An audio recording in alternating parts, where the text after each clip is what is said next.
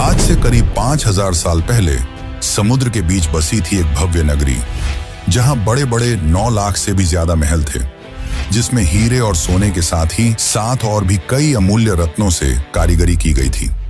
यह शहर इतनी ज्यादा वेल प्लान थी कि आज के बड़े बड़े शहर इसके सामने फेल हैं। लेकिन फिर एक दिन अचानक यह भव्य शहर देखते ही देखते समुद्र में समा गया। अब समय में आगे आते हैं।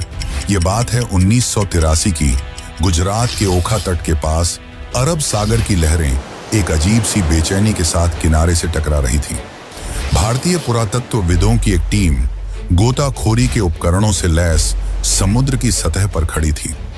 किसी को नहीं पता था कि कुछ ही क्षणों बाद वे एक ऐसा दृश्य देखने वाले हैं जो इतिहास की धारणाओं को हिला देगा। जैसे ही उन्होंने समुद्र की नीली गहराइयों में छलांग लगाई, नीचे उतरते ही रेत, चट्टानों और पत्थरों के बीच उन्हें कुछ अननेचुरल दिखाई दिया, कुछ ऐसा जो किसी समय की गवाही देता था। उनका शरीर थम गया, सांसें रुक गईं और आंखों के सामने जो दृश्य था उसने इस सवाल को जन्म दिया, क्या ये वही नगरी है जिसका जिक्र हजारों साल पुरानी किताबों में हुआ है? क्या सचमुच समुद्र की गहराइयों में एक पूरा शहर दफन है? उनके सामने जो दृश्य था उसे देखकर वे दंग रह गए। बड़ी बड़ी चट्टानें, ऊंची ऊंची दीवारें जिनमें भव्य कारीगरी की गई थी, मानो पानी के अंदर पूरा शहर बसा हो। यह कुछ और नहीं बल्कि यह थी श्री कृष्ण की डूबी हुई नगरी द्वारका।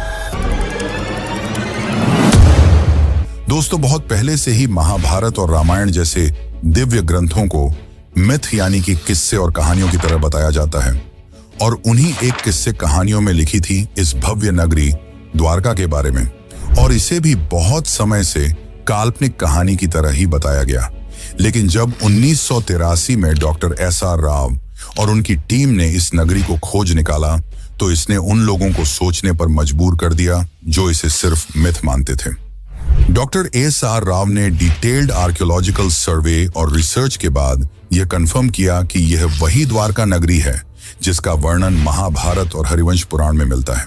तो आखिर ऐसा क्या हुआ कि द्वारका जैसी समृद्ध शहर एक ही झटके में पानी के अंदर समा गई, और रिसर्च के दौरान डॉक्टर राव और अन्य आर्कियोलॉजिस्ट को ऐसा क्या मिला जिसने उन्हें चौंका के रख दिया?